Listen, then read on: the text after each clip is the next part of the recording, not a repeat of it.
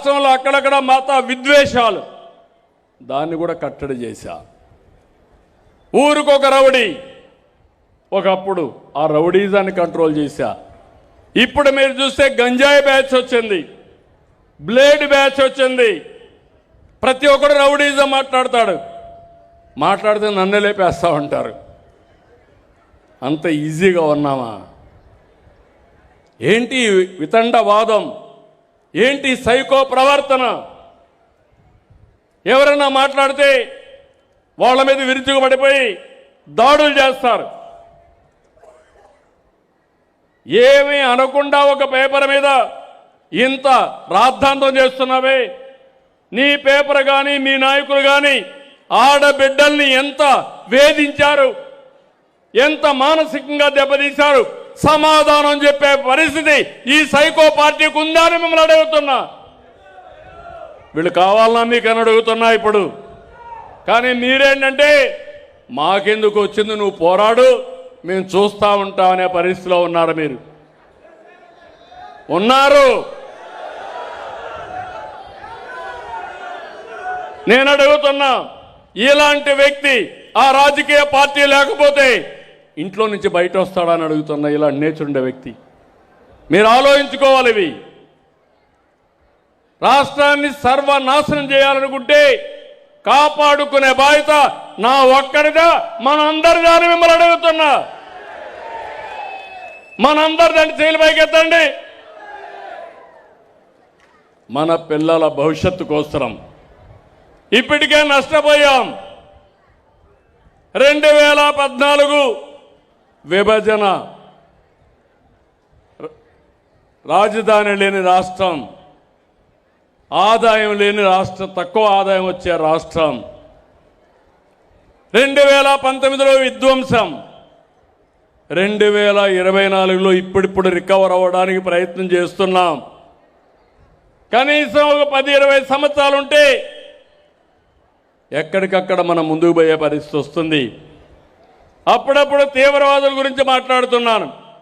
వాళ్ళు కూడా ఎక్కడో అడవుల్లో ఉంటారు, ఒకసారి వచ్చి అటాక్ చేసి మళ్ళా వెళ్ళిపోతారు. అంటే భయభ్రాంతులు చేస్తారు. ఈయన అంతే, ఎక్కడో ఉంటాడు, అప్పుడప్పుడు వస్తాడు ఇక్కడికి, వచ్చి ఒక ఇష్టానుసారంగా మాట్లాడి బెదిరించి మళ్ళా పారిపోతూ ఉంటాడు. ఇలాంటి నాయకులు మనకు కావాలని అడుగుతున్నా. సమస్యలపైన చెప్పండి, నేను పోరాడతా. వాస్తవాలు మాట్లాడండి, నేను జవాబిస్తా. కానీ అమరావతిలో అవినీతి జరిగిపోయిందంట. అమరావతికి 2 లక్షల కోట్లు కావాలంట. అమరావతి ల్యాండ్ మానిటైజేషన్ ప్రాజెక్టు హైదరాబాద్లో ఒకప్పుడు ₹1,00,000 20,000 ఎకరా ఉంటే అభివృద్ధి అయిన తర్వాత 175 కోట్ల రూపాయల ఎకరా అయ్యింది. అది సంపద సృష్టించే మార్గం. ఇది మీరు చేసేది విధ్వంసం. ఇప్పుడు అంటున్నాడు విజయవాడ, గుంటూరు, మచిలీపట్నం అదే చేస్తున్నాం CRDA. అంటే అమరావతి పేరు చెప్పడానికే ఇష్టపడిన వ్యక్తి ఈ రాష్ట్రాన్ని పాలించే అర్హత ఉందా తమ్ముళ్ళు అని మిమ్మల్ని అడుగుతున్నా. ఇలాంటివన్నీ కూడా మనం గుర్తుపెట్టుకోవాల్సిన అవసరం ఉంది. నేను ఒకటే మిమ్మల్ని అందరినీ కోరుతున్నా, ఈరోజు ఎందుకంటే నేను చెప్పాలి, గట్టిగా చెప్పాలి. ఏదో పార్టీ ఉందని ఒక 50 మందిని రోడ్లు వేసుకొచ్చి విధ్వంసం క్రియేట్ చేసి, లా అండ్ ఆర్డర్ క్రియేట్ చేసి, ప్రజలకు ఇబ్బందులు కలిగించే పరిస్థితి ఏదైనా మాట్లాడితే దానిపైన నా మీద, పార్టీ మీద, ప్రజాస్వామ్యం గురించి మాట్లాడతారు. కడాన మీరు చూస్తే నేను ఈరోజు అరెస్ట్ చేయాలంటే ఎంతో పడుతుంది. ఇలాంటి వ్యక్తుల్ని చెయ్యను, చట్టం దాని పని చేస్తుంది తప్ప నేను ఎప్పుడు కూడా తప్పు చేయను. అదే ఆ రోజు మీరు చూడండి, నేను నంద్యాలలో ఉంటే నోటీసు కూడా ఇవ్వకుండా నన్ను దేశపై ఏ తప్పు చేయకుండా జైల్లో పెట్టేశాడు. అంటే మీరందరూ గుర్తుపెట్టుకోవాలి, ఇలాంటి నాయకుల్ని మనం ప్రోత్సహిస్తే ఎవరికి రక్షణ ఉంటుంది, ఏ ఆడబిడ్డకు రక్షణ ఉంటుంది, ఎవరికి భవిష్యత్తు బాగుంటుందో ఆలోచించాల్సిన అవసరం ఉంది. అందుకే అప్పుడప్పుడు పవన్ కళ్యాణ్ గురు కూడా అంటారు, నేను కూడా అది చెప్తాను మీ అందరికీ, మళ్ళీ మనందరి జీవితాలు బాగుంటే ఇలాంటి వ్యక్తుల్ని చరిత్రలో మర్చిపోవాలి. ఇలాంటి వ్యక్తుల వల్ల మనకు లాభం లేదు, యామారితే మనకు చాలా నష్టం వస్తుందని చెప్పి కూడా నేను మీకు తెలియజేస్తున్నా. ఇక్కడికి వచ్చినప్పుడు నేను ఒకటే హామీ ఇస్తున్నా, ఈ సభ ద్వారా ఈ ప్రభుత్వం అన్ని విధాల ప్రయత్నం చేస్తాం, సర్వశక్తులు ఒడతాం. ఈ రాష్ట్రాన్ని 2047కి భారతదేశంలోనే నెంబర్ 1 రాష్ట్రం ఏదంటే దానికి చిరునామాగా ఆంధ్రప్రదేశ్ ఉంటుంది. ప్రపంచంలోని ఒక అగ్రజాతిగా తయారు చేసుకుంటాం. ఈరోజు ఇంకొక పక్క మీరు చూడండి, యుద్ధాలు ప్రపంచం మొత్తం కూడా ఏ విధంగా అమెరికా, ఇజ్రాయెల్, ఇరాన్ ఈ యుద్ధంతో మన జీవితాలు కూడా ఇబ్బంది పడే పరిస్థితి వస్తున్నాయి. గ్యాస్ అందుబాటులో లేదు, ఎల్పిజి ఇబ్బందులు ఉన్నాయి. మనం పండించిన పంటలకు గిట్టుబాటు ధర లేకుండా ఎక్కడికక్కడ సప్లై చైన్ అంటే ఎగుమతులు దిగుమతులు ఇబ్బందులు కలిగే పరిస్థితి వస్తూ ఉంది. ఇలాంటి ఇబ్బందులు ఉండే సమయంలో తట్టుకునే వ్యవస్థను క్రియేట్ చేసుకోకపోతే ఇంకా నష్టపోతాం. ఆ విషయం కూడా మీరు గుర్తుపెట్టుకోవాల్సిన అవసరం ఉంది. ఈరోజు ప్రపంచంలో జరిగే యుద్ధాలు మన చేతుల్లో లేవు. దాన్ని సమర్థవంతంగా బేరీ చేసుకుని ఎక్కడికక్కడ ఏం చేస్తే మనకు ఇబ్బందులు తగ్గుతాయో ఆలోచించుకుంటూ మనం తప్పు చేయకుండా ముందుకు పోవాల్సిన బాధ్యత మన పైన ఉందని చెప్పి కూడా నేను మీకు తెలియజేస్తున్నా. ఇక్కడికి వచ్చినప్పుడు మీరు ఒకసారి చూస్తే నేను ఇంత మునిపే చెప్పాను, ఇక్కడ అధికార యంత్రాంగం అంతా ఉన్నారు.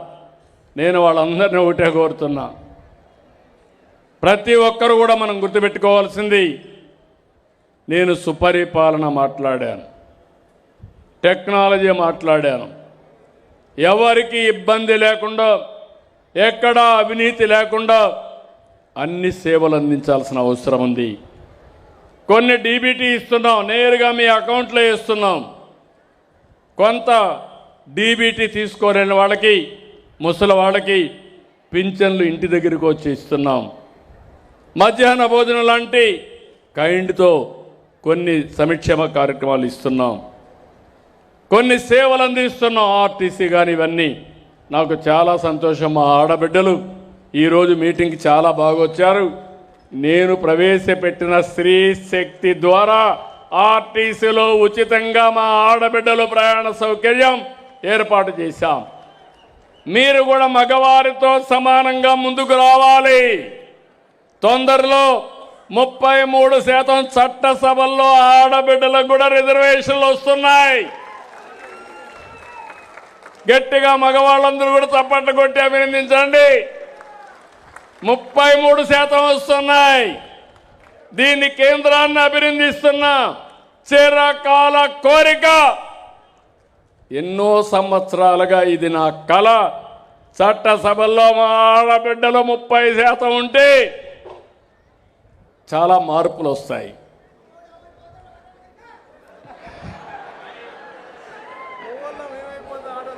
అదేనయ్యా, మగవాళ్లకు మిగిలిన దాంట్లో పోటీ పడతారు, మిగిలిన వాటిలో పోటీ పడతారు. నీ భార్యని గౌరవించు, నీ కూతుర్ని గౌరవించు, అప్పుడే సమాజం మనకు కలిసి వస్తుంది. ఆడ మగ 50% ఉన్నారు కాబట్టి మనం కూడా సమాన అవకాశాలు ఆడబిడ్డలకి ఇద్దాం. నేను ఇప్పుడు చేయలా, 35 సంవత్సరాల కంటే ముందు ఒక కంపెనీ పెడితే మా మిస్సెస్ని పంపిస్తే సమర్థవంతంగా చేసి ఎక్కడా అవినీతి చేసే పని లేకుండా రేపు ఏదైనా నాకు ఖర్చులకు కావాలంటే డబ్బులు ఇచ్చే స్థాయికి ఆవిడ ఎదిగింది. ఇప్పుడు మా కోడలు కూడా ఆ పని చేసుకుంటా ఉంది. కాబట్టి ఆడవాళ్ళు కూడా కలిసి వస్తే, మగవారితో సమానంగా పనిచేస్తే మనకు డబుల్ ఇన్కమ్ వస్తుంది. ఆ విషయం మీరు గుర్తుపెట్టుకోవాలా. నువ్వు ఇంకా పాత రోజుల్లో ఉన్నావు తమ్ముడు, డామినేషన్లో ఉన్నావు, మేల్ డామినేషన్. నీ భార్యను కూడా బయట రానిచ్చే పరిసరాలు లేవు. నువ్వు సద్వినియోగం చేసుకోండి. కాబట్టి ఇక్కడికి వచ్చినప్పుడు అధికార యంత్రాంగాన్ని మళ్ళీ ఒకసారి కోరుతున్నా. ఈరోజు నేను ఇక్కడ ఇరిగేషన్ చూశాను. రెండు విషయాలు చూస్తున్నా. జిల్లా, నియోజకవర్గం. జిల్లాలో మీరు చూస్తే మొత్తం 42 సర్వీసులు ఉంటే 24 సర్వీసులు రాష్ట్రం కంటే మెరుగ్గా పనిచేస్తున్నాయి. 18 సర్వీసులు రాష్ట్రం కంటే తక్కువ ఉన్నాయి. ఇక్కడ వేమూరు నియోజకవర్గానికి వచ్చాను.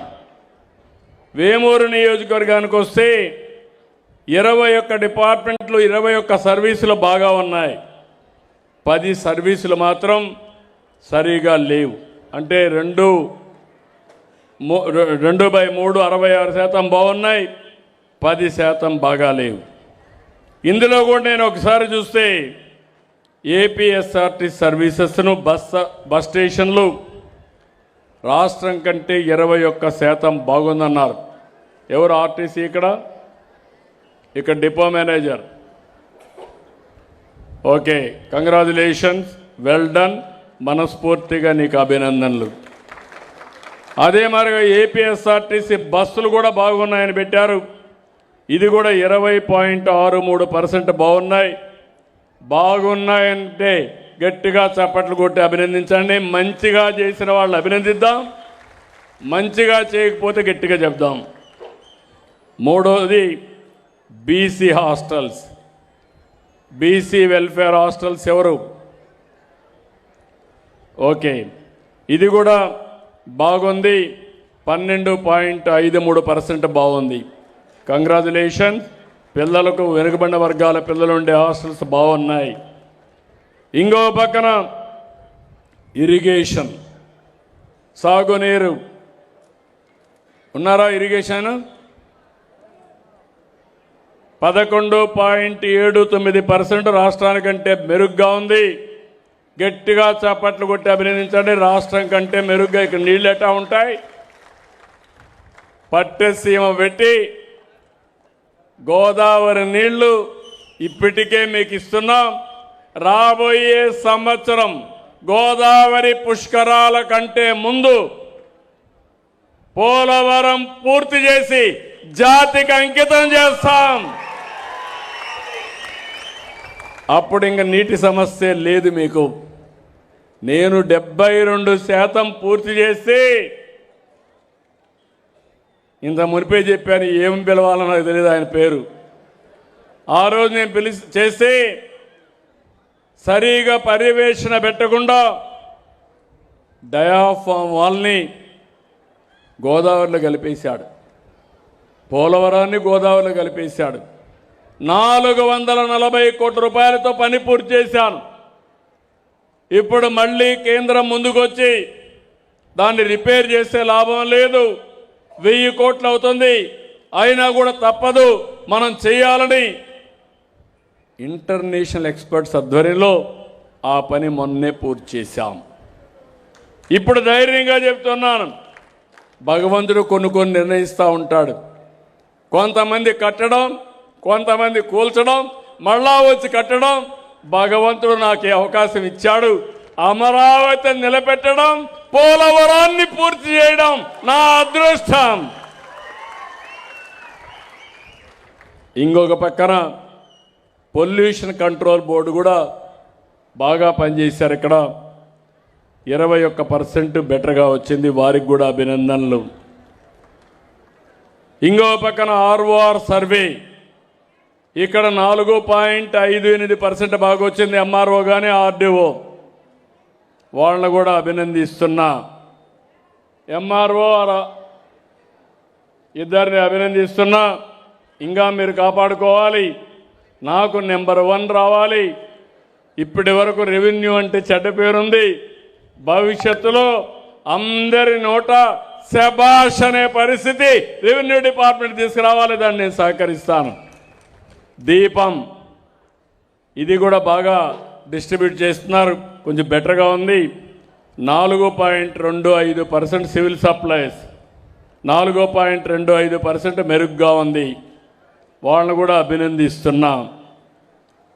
అంగన్వాడీ 3 నుంచి 6 సంవత్సరాల పిల్లలకి 3.98% బెటర్గా ఉంది. వాళ్ళను కూడా అభినందిస్తున్నాం. పంచాయతీరాజ్లో సాలిడ్ వేస్ట్ మేనేజ్మెంట్ 3.85% బెటర్గా ఉంది. గట్టిగా చప్పట్లు కూడా రాబోయే రోజుల్లో డోర్ టు డోర్ కలెక్షన్ చేస్తారు. ఎక్కడ కూడా చెత్త లేకుండా దాంట్లో నుంచి ఏ విధంగా సంపద క్రియేట్ చేయాలని చేసే పరిస్థితి వస్తుంది. దీనికి పంచాయతీరాజ్ను అభినందిస్తున్నాం. అదే మరిగా అంగన్వాడీలు లేకుంటే ఉమెన్ అండ్